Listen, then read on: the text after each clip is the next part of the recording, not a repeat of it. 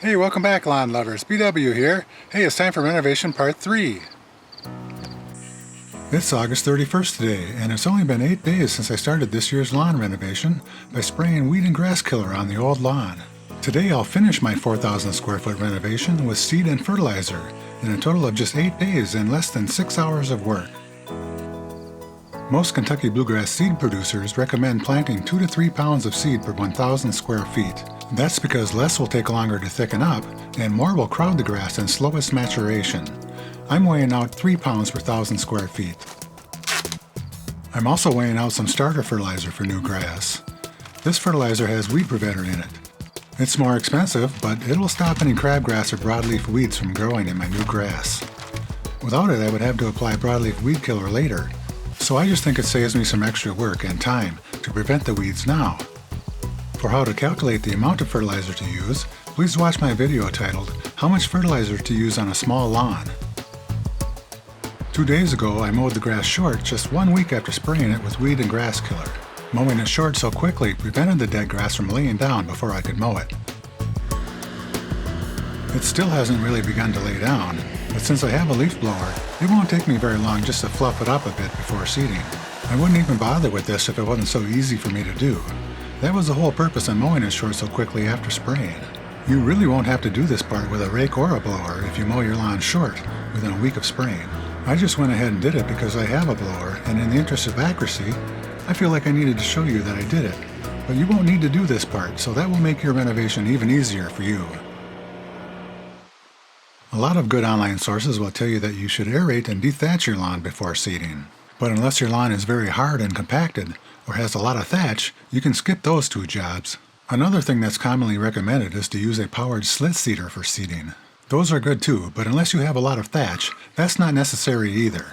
All 3 of the machines that you would need to do that work can be rented from a big box or hardware store. I skip all 3 of those jobs because I don't have very much compaction or thatch in my old lawn, and if you have a cool season lawn, you may not have those problems either. All 3 of those machines can also dig up old weed seeds that are lying dormant in your soil and cause them to germinate along with your new grass seed, so that's not a good thing either. That's 3 big jobs I'm not doing that can make a renovation much more difficult. Boy, this really is an easy renovation.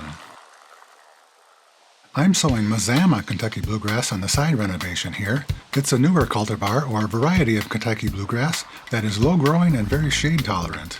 That should be perfect for this area, shaded by the oak tree that I also mow low with my reel mower. There really are no reliable spreader settings for spreading seed with this spreader. I just go by eye and set the openings just large enough for some seed to get through. Any wider and I'll end up dumping it out so quickly that I won't be able to cover the whole area. I want it to take me at least 2 passes to use up the grass seed. That way it'll spread out more evenly. 3 or 4 passes would be good too. And here's the fertilizer. To spread it out evenly, I like to use a spreader setting that is just 2/3 of the recommended setting on the fertilizer bag, and make 2 passes with the spreader. For example, if the recommended setting is 15, I set my spreader to 10. Here in the back part of the renovation, I'm sowing more Mazama Kentucky Bluegrass under the maple tree, and Blue Bank Kentucky Bluegrass over the rest of the renovation. I used Blue Bank Kentucky Bluegrass in last year's renovation.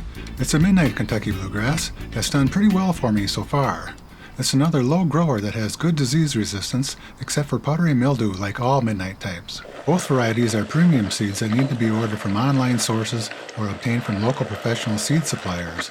Otherwise, Scotts and Pennington have pretty good seed, and you may be able to find some specialty seed at some garden centers and large retailers.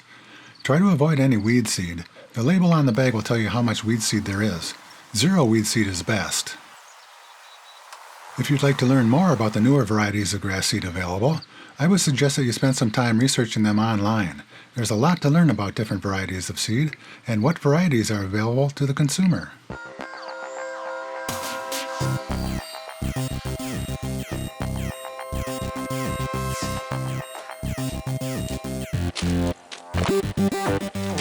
Some people will tell you that you should roll your seed into the soil with a big heavy roller after seeding, because that presses the seed into the soil and makes it germinate better.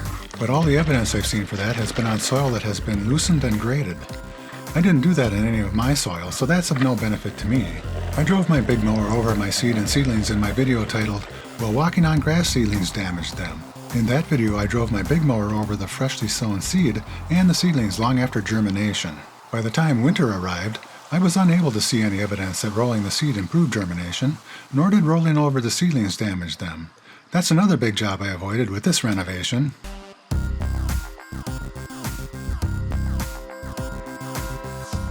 All the big jobs that I have avoided could improve your germination results a little bit if your situation isn't ideal. You can do them if you need them. Another way to improve your germination results is to simply use a little more seed. In my experience, 2 pounds of Kentucky Bluegrass seed can be enough, and 4 pounds of Kentucky Bluegrass seed can be too much. In a new seeding like this, it's best to stay under twice the minimum seeding rate. And now the fertilizer. The last but most important thing I need to do is water it all in and keep the seed moist. It's best to use a type of sprinkler that will distribute water evenly and gently so that the seed doesn't get splashed or washed around.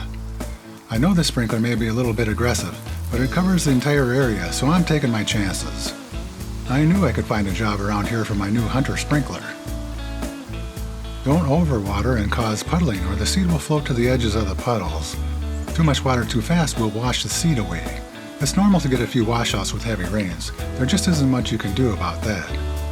Try to plan your seeding around the weather. That's why I waited to seed until the 1st of September, when most of the big late summer storms have passed. If you're not sure when that is, it's when your average soil temperature moves below 70 degrees again. You can look up on the web when that usually happens in your area. I water twice a day, 10 to 15 minutes each time, at 10:30 a.m. and 3 p.m. The seeds and soil need to be kept moist but not soggy. As the grass grows in, reduce your watering and reseed any spots that didn't grow. That's all there is to my even easier new lawn renovation. Be sure to follow along and see how it turns out. Start planning your next renovation, and remember, you can do it.